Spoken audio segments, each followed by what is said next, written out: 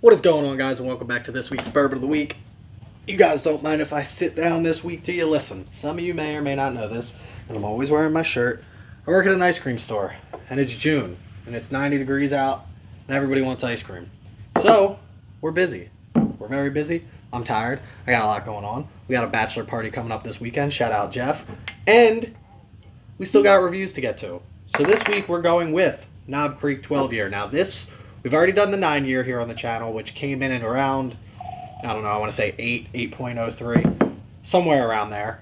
And that's exactly what Knob Creek 9 year is. It's perfectly average. It's what you're looking for. It's Jim Beam. It's consistent. It wins awards for consistency, but it's a 9 year average bourbon, and it tastes exactly like a bourbon should taste. So this is the 12 year. This is hopefully going to give us a little bit more. The 9 year, it lacks something. There's a little oomph that it's lacking. But anyway, before we get into all of that, everybody knows before we get started, time for the traditional sip.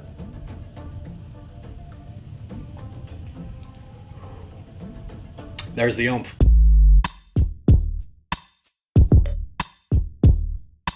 So here we have it, the Knob Creek 12 year. By the way, before we get into this, make sure you click that subscribe button down below. Maybe once a week, twice a week, YouTube sends out these emails to their creators and they say things like, hey, here are some tips and tricks on how to get some newer subscribers, some new comments, some likes on your video. They tell you to put it at the beginning. Apparently people aren't sticking around long enough till the end to hit that subscribe button when I tell them to then. So we're going to try something here. Click that subscribe button right now. Go click it. Click the like button, even though if you don't, you might not even like the video. Click it anyway. Appreciate you guys.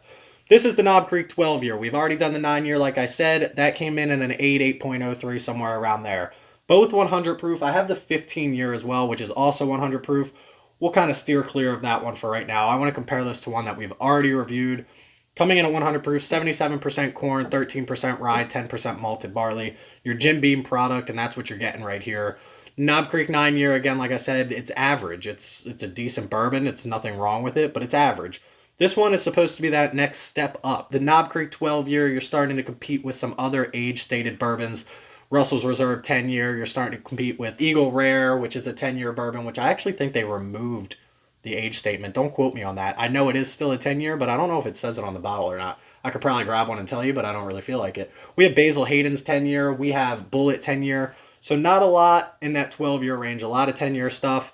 Maybe some 15-year stuff, and then obviously we have that heavy-aged stuff after that. This one, though, I think it is the step up that I'm looking for from the 9-year, and then I also think it's a step down from the 15-year, but not in a bad way. I think it's the right step down in the 15-year, and we'll get into that on taste. Starting with drinkability on this. Sorry, I digress from all that.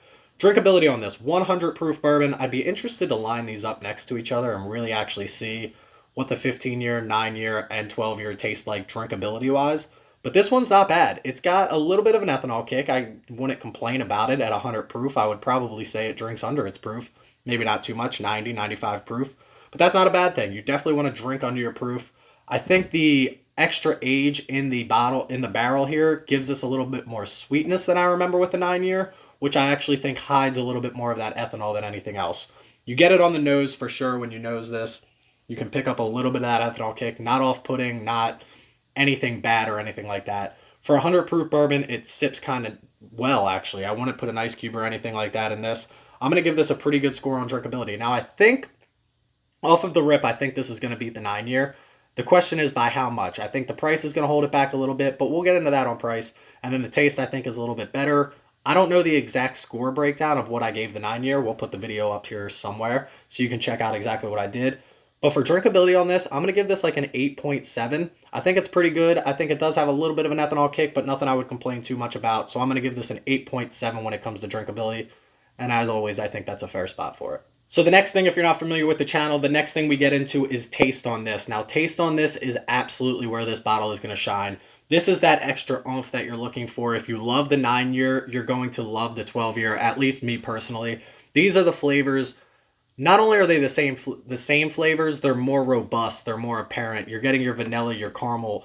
The oak in this is just slight, obviously. It's got more oak to this one. It's got a tobacco note. It's got a leather note. And those three are the biggest notes that I actually don't enjoy in bourbon. When it comes to bourbon, I don't like something that's over oaked. Obviously, I want it to have an oak flavor.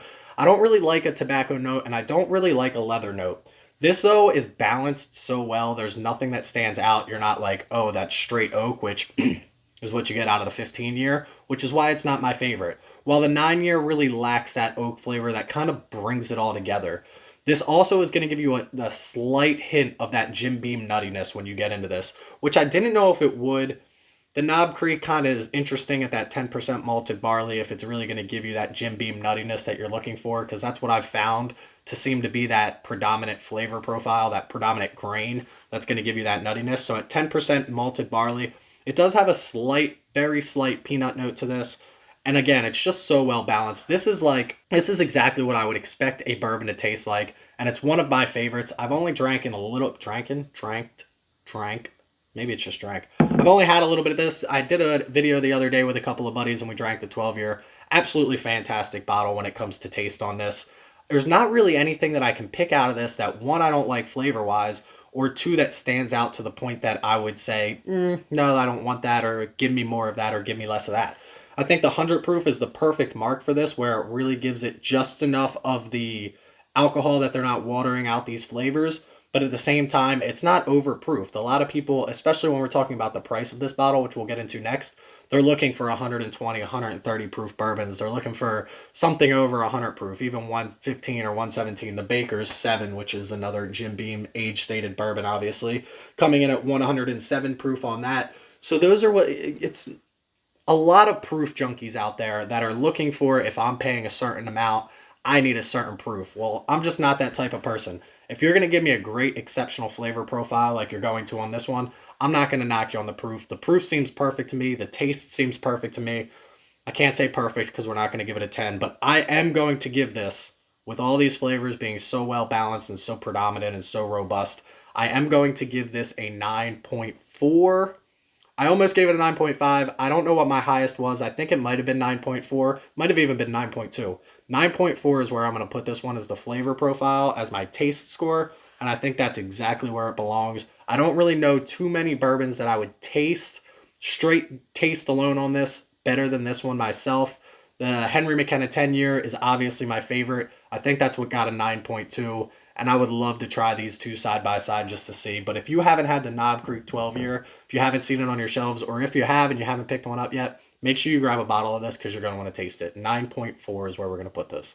And last but certainly not least, we're going to get into price on this. And that's where, let's have a debate. And I want to ask you a question. And I want you to comment in the comment section below what you would expect from a $60 bottle of bourbon. When you go and you look at a bottle of bourbon, maybe it's the first time that you've ever seen that bottle of bourbon, right?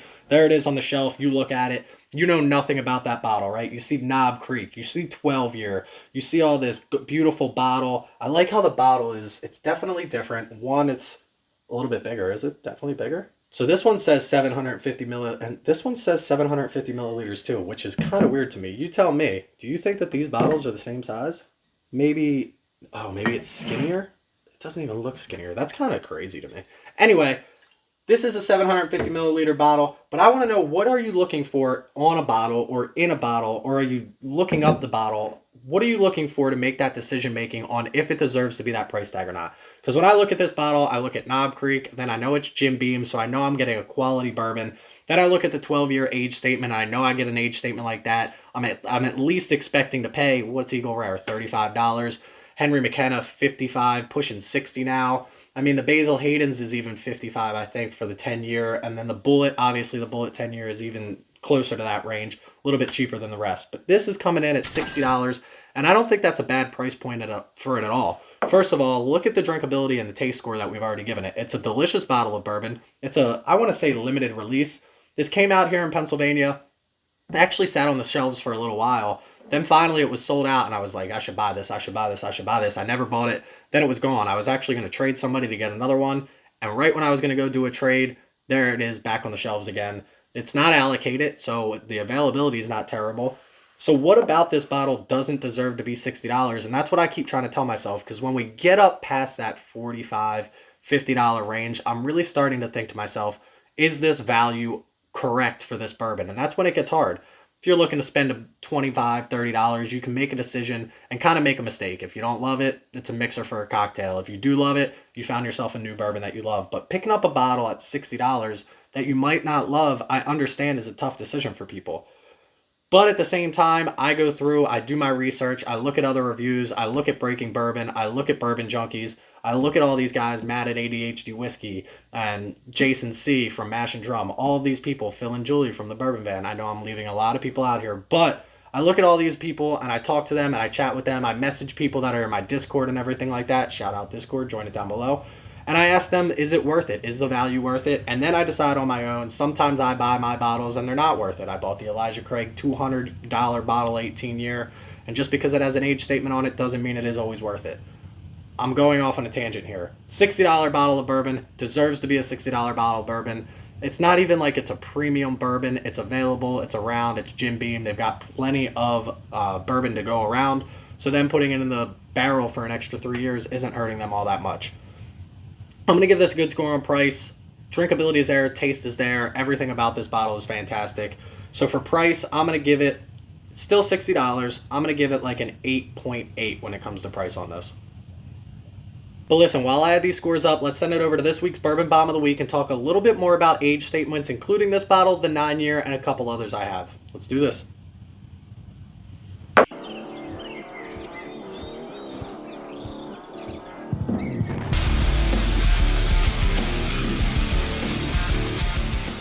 So for this week's Bourbon Bomb of the Week, we're going to go over age statements, but we're going to focus on this Knob Creek 9-year. Now we have a 12-year, we have a 10-year, we have a 10-year, we have a 15-year, and we have another 10-year, and then we have the 9-year here. But what does the age statement actually tell us? And I actually didn't know this until I picked up Baker's 7 years, and that's what it says right on here. Baker's Kentucky Straight Bourbon Whiskey, single barrel, 7 years, minimum.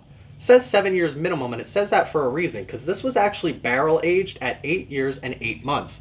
See, the age statement on the bottle doesn't tell you about the oldest whiskey in it. It tells you about the youngest whiskey in it. So this 12-year might have some 13-year bourbon in it, might have some 12-year 7-month in it. This 15-year, maybe some 16-year-old bourbon in there that was left in a barrel that they wanted to use. The 10-year, maybe an 11-year bourbon, same here and same here. But let's focus on this 9-year for a second. This Kentucky Straight Bourbon Whiskey is a 9-year age-stated bourbon, and it was since 1992 when they released it. Now, up until 2016, it always had that 9-year age statement on it. And in 2016, they removed the age statement. Now, I didn't get involved in bourbon until probably about 2 years ago. So from 2016 to 2020, it didn't have that 9-year age statement. And I actually saw bottles on the shelf that didn't have the age statement on it. Now, I left it on the shelf. I never bought one. But then all of a sudden, it had the age statement on it again. Well, what happened in between? Actually, Jim Beam removed the age statement because of inventory issues, is what most people suggest. Basically, bourbon blew up. They didn't have enough inventory to keep up with the demand for it. So rather than put out less bourbon, they just took the age statement off it because they couldn't guarantee you that everything going into that bottle was going to be 9 years, which is why age-stated bourbons are becoming more and more rare to find. People already talking about Eagle Rare taking the 10-year off of theirs. I'm interested to see if people continue to put out more age-stated bourbons now that it's going to be in such high demand, or if they're going to start releasing some of these age statements so that they can just put out more bourbon rather than more older bourbon. And that's what an age statement is. That's what we've got here with the 9-year. I'm glad that they brought it back because, again, with the age statement fading, it's going to be a staple in the Jim Beam community for a long time. That's age statements. That's our Bourbon Bomb of the Week. Cheers. So Knob Creek keeping that 12-year age statement on this one and obviously bringing back the 9-year age statement on their 9-year is giving them an advantage over a lot of others. It's definitely a marketing ploy that's working for them. Definitely working for the 12-year because this came in at an 8.97, almost cracking that 9 mark and dropping it into 3rd place on our list. I think, like I said, maybe drop that price point a little bit or maybe drop that ethanol kick a little bit, and they're really up there competing for the #1 spot. But that's where we're going to leave it today. Make sure you check me out on Instagram at Bourbon of the Week. Every Tuesday at 4 p.m. we drop an image of the bourbon that we're going to review. You can go on and try and guess the score that I'm going to give it. If you guess the closest, I'll shout you out on the channel as well as enter you in a monthly drawing to win a prize.